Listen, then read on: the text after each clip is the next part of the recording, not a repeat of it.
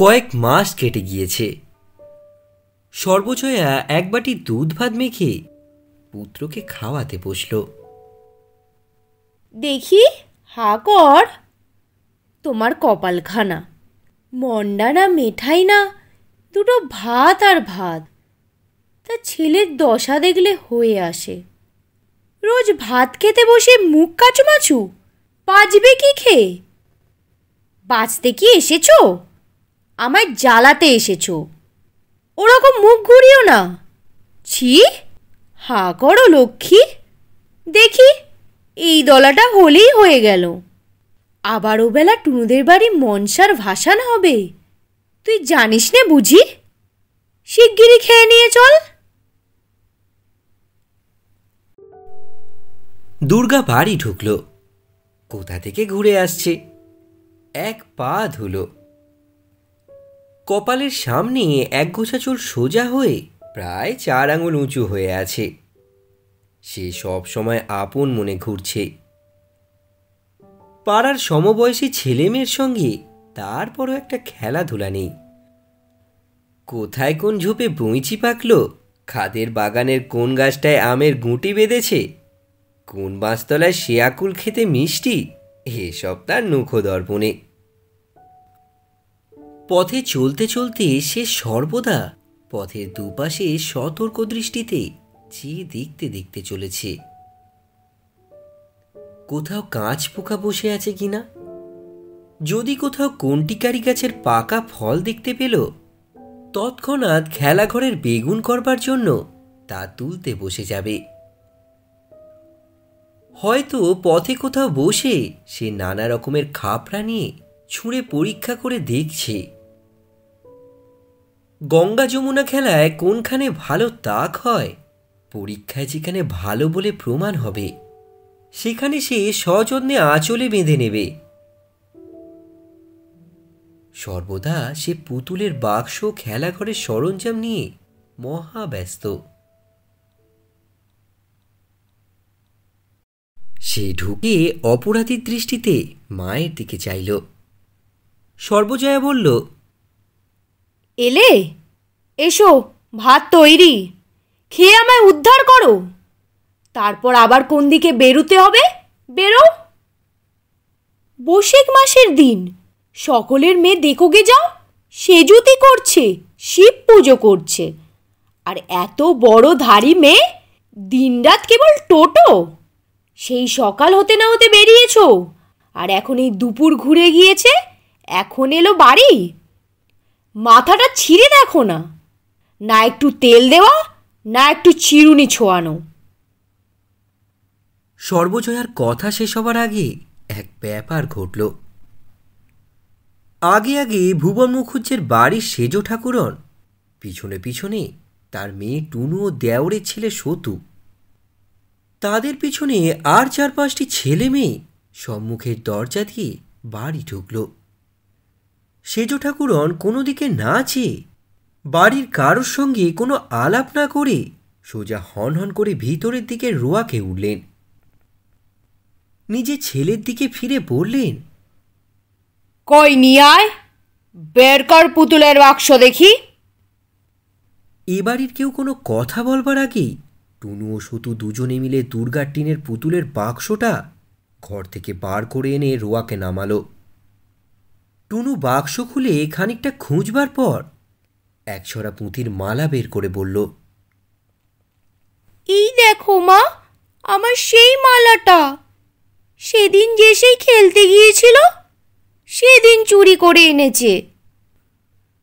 সতু বাক্সের এক কোণে সন্ধান করে গোটা কতক আমের গুটি বের করে বলল, এই দেখো জেঠিমা, আমাদের সোনামুখী গাছের আম পেড়ে এনেছে। ব্যাপারটা এত হঠাৎ হয়ে গেল, বা তাদের গতিবিধি এ বাড়ির সকলের কাছেই এত রহস্যময় মনে হলো যে এতক্ষণ কারো মুখ দিয়ে কোনো কথা বের হয়নি।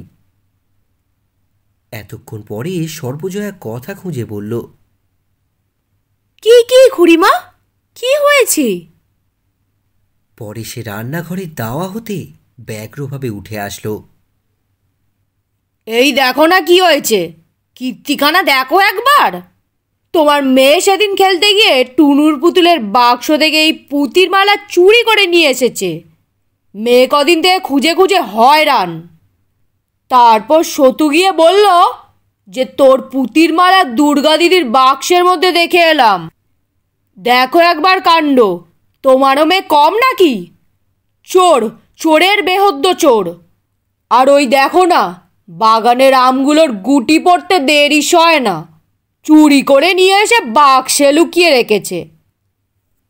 যুগপৎ দুই চুরির অতর্কিততায় আড়ষ্ট হয়ে দুর্গা পাঁচিলের গায়ে ঠেস দিয়ে দাঁড়িয়ে ঘামছিল।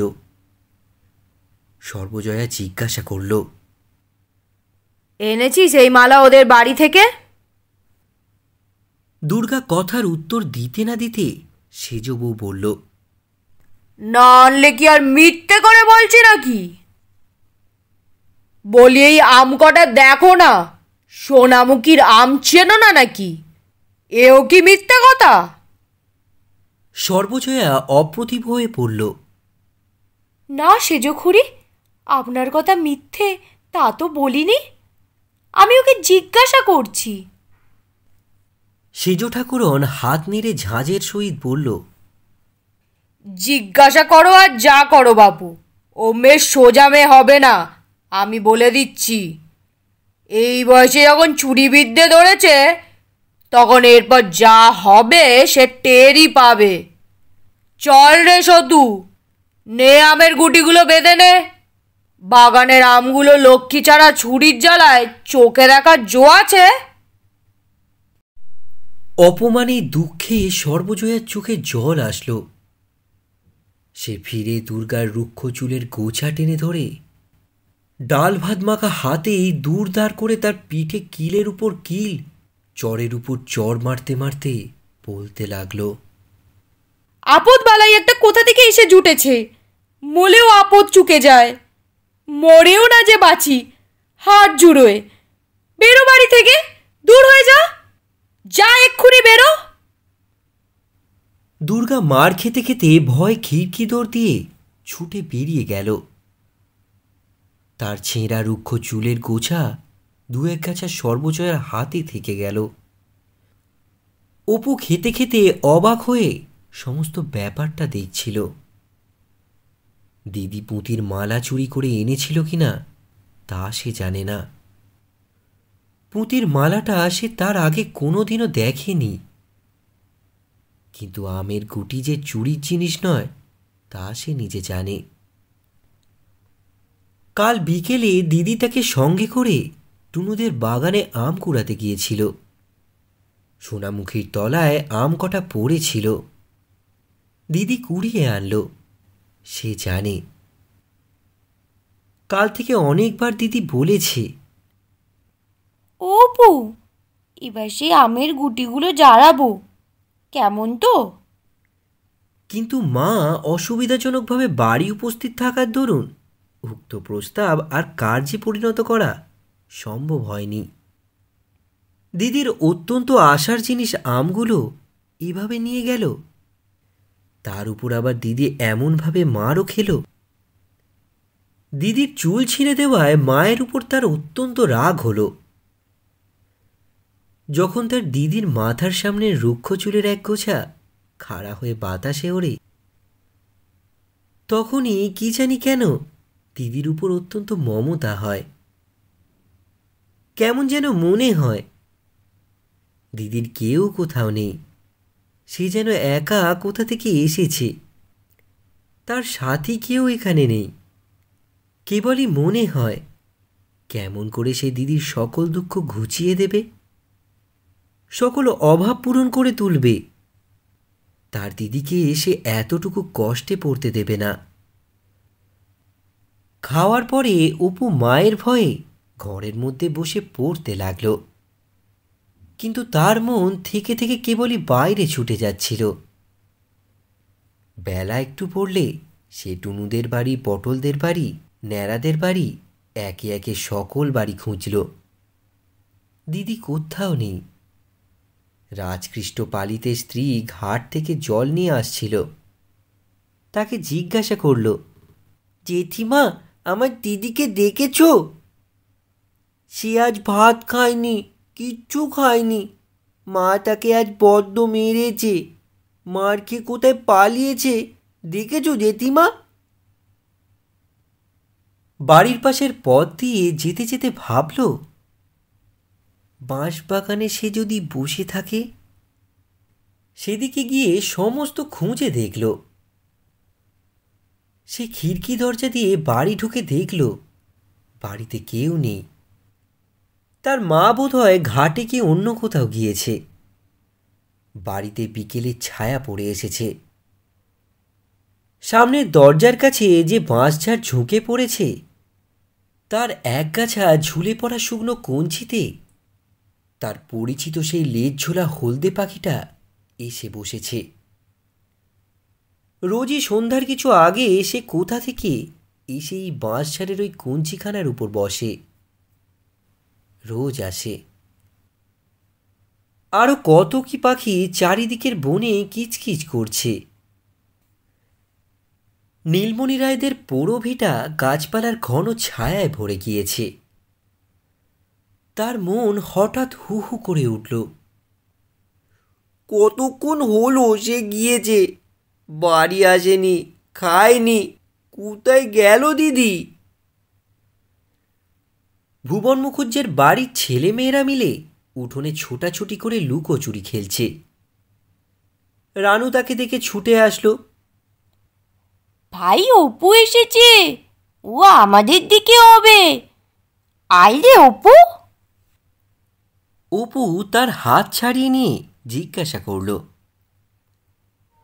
আমি খেলবো না রানুদি, দিদিকে দেখেছ?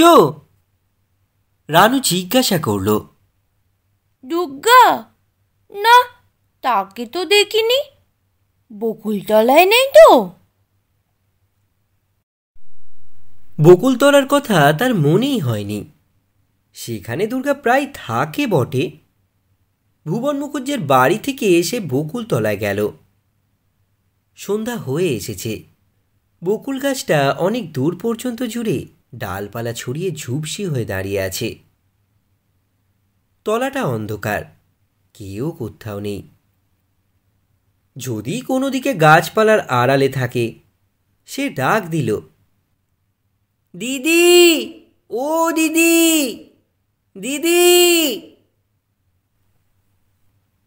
অন্ধকার গাছটায় কেবল কতগুলো বক পাকা ঝটপট করছিল মাত্র। অপু ভয় ভয়ে উপরের দিকে চেয়ে দেখল। বকুলতলি থেকে একটু দূরেই ডোবার ধারে খেজুর গাছ আছে। এখন ডাঁশা খেজুরের সময়। সেখানেও তার দিদি মাঝে মাঝে থাকে বটে, কিন্তু অন্ধকার হয়ে গেছে। ডোবাটার দুই ধারে বাঁশ বন। সেখানে গিয়ে দেখতে তার সাহস হলো না। বকুল গাছের গুঁড়ির কাছে সরে গিয়ে সে দু একবার চিৎকার করে ডাকল, দিদি, ও দিদি। ভাটশেওড়া বনে কি একটা জন্তু তার গলার সাড়া পেয়ে খসখস শব্দ করে ডোবার দিকে পালালো।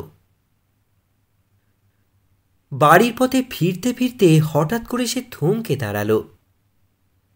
সামনে সেই গাব গাছটা। একা সন্ধ্যার পর এই গাব গাছের তলার পথ দিয়ে যাওয়া সর্বনাশ। গায়ে কাঁটা দিয়ে ওঠে। কেন যে তার এই গাছটির নিচে দিয়ে যেতে ভয় করে তা সে জানে না। কোনো কারণ নেই, এমনিই ভয় করে। কারণ কিছু না বলে ভয় অত্যন্ত বেশি করে।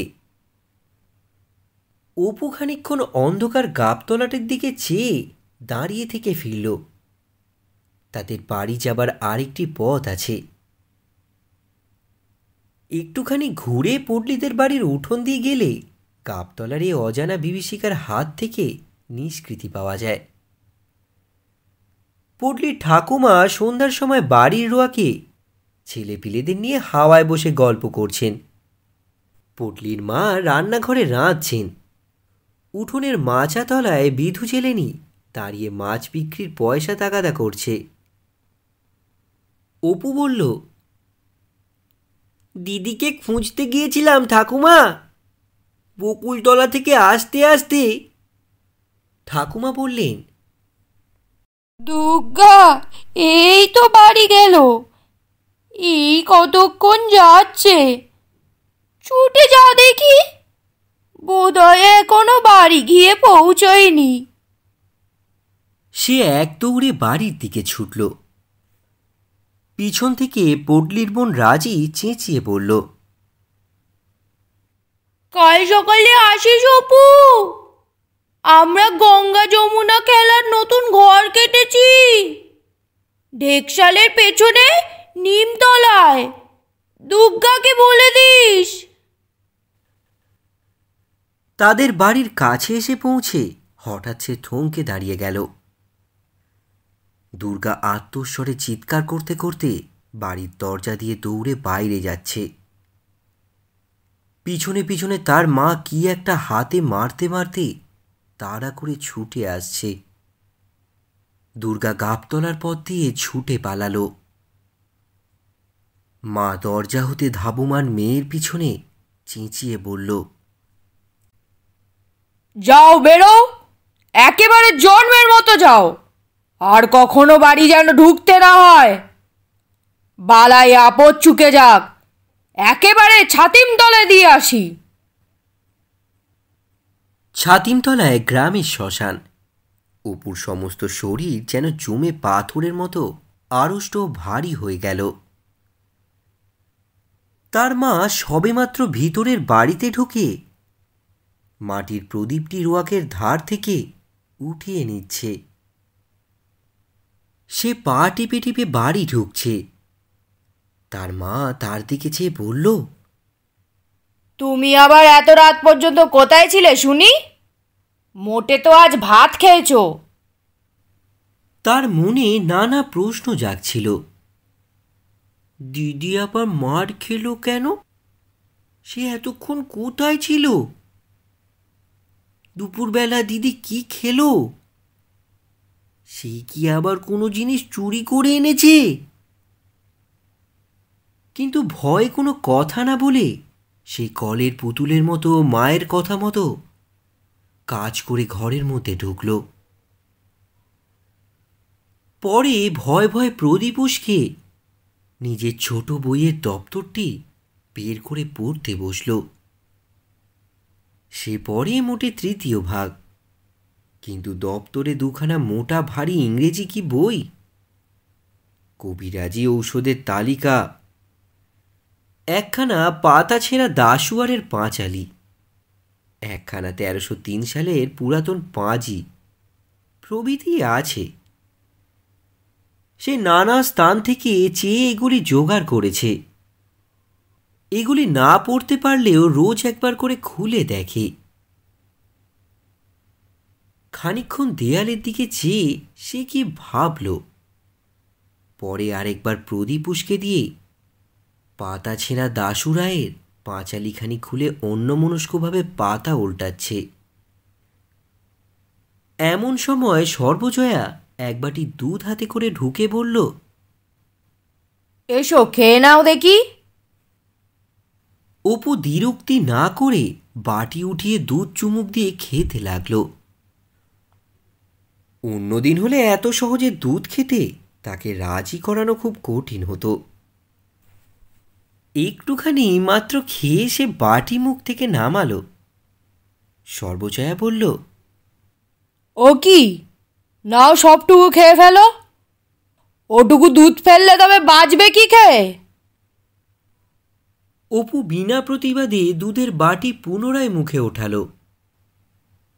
সর্বজয়া দেখল সে মুখে বাটি ধরে রয়েছে, কিন্তু চুমুক দিচ্ছে না।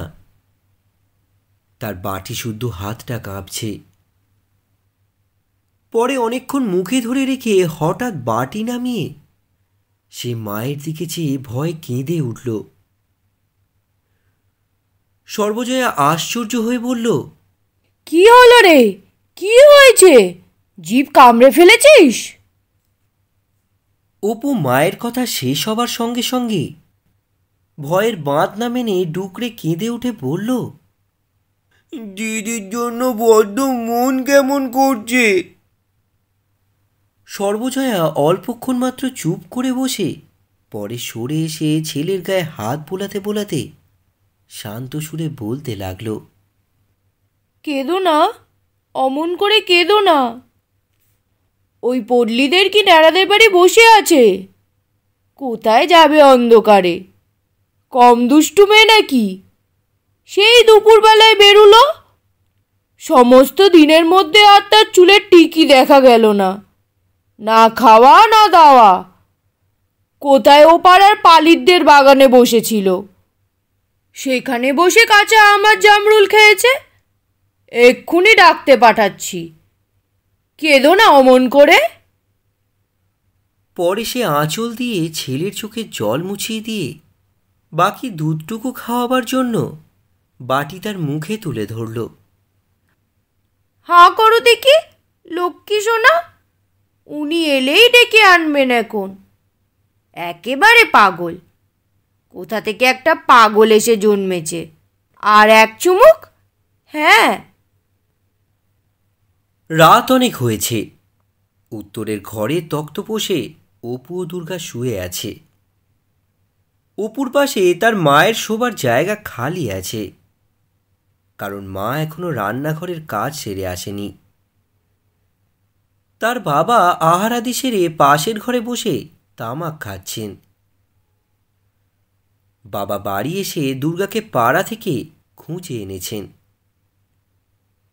বাড়ি আসা পর্যন্ত দুর্গা কারোর সঙ্গে কোনো কথা বলেনি। খাওয়া দাওয়া সেরে এসে চুপ করে শুয়েছে। অপু দুর্গার গায়ে হাত দিয়ে জিজ্ঞাসা করল, দিদি, মা কি দিয়ে মেরেছিল রে সন্ধেবেলা? তোর চুল ছিঁড়ে দিয়েছে? দুর্গার মুখে কোনো কথা নেই। সে পুনরায় জিজ্ঞাসা করল, আমার উপর রাগ করেছিস দিদি? আমি তো কিছু করিনি। দুর্গা আস্তে আস্তে বলল, না বই কি। তবে শুধু কি করে টের পেল যে পুতির মালা আমার বক্সে আছে? অপু প্রতিবাদের উত্তেজনায় উঠে বসল। না, সত্যি, আমি তোর গা ছুঁয়ে বলছি দিদি, আমি তো দেখিনি। আমি জানিনি যে তোর বাক্সে আছে। কাল সতু বিকেলবেলায় এসেছিল। ওর সেই বড় রাঙা ভাঁটাটা নিয়ে খেলছিলাম। তারপর বুঝলি দিদি, সতু তোর পুতুলের বাক্স খুলে কি দেখছিল। আমি বললাম, ভাই, তুমি দিদির বাক্সে হাত দিও না, দিদি আমাকে বকে। সেই সময়ই দেখেছে। পরে সে দুর্গার গায়ে হাত বুলিয়ে বলল, খুব লেগেছে রে দিদি? কোথায় মেরেছে মা? দুর্গা বলল, আমার কানের পাশে মা একটা বাড়ি যা মেরেছে, রক্ত বেরিয়েছিল। এখনো কনকন করছে। এইখানে, এই দেখ হাত দিয়ে। এইখানে? তাই তো রে, কেটে গিয়েছে যে। একটু পিদিমে তেল লাগিয়ে দেবো দিদি? থাকগে, কাল পালিদের বাগানে বিকালবেলা যাব, বুঝলি? কামলা গাঁজা পেকেছে। এই এত বলো বলো, কাউকে যেন বলিস নে। তুই আর আমি চুপি চুপি যাব। আমি আজ দুপুরবেলা দুটো পেড়ে খেয়েছি, মিষ্টি যেন গুড়।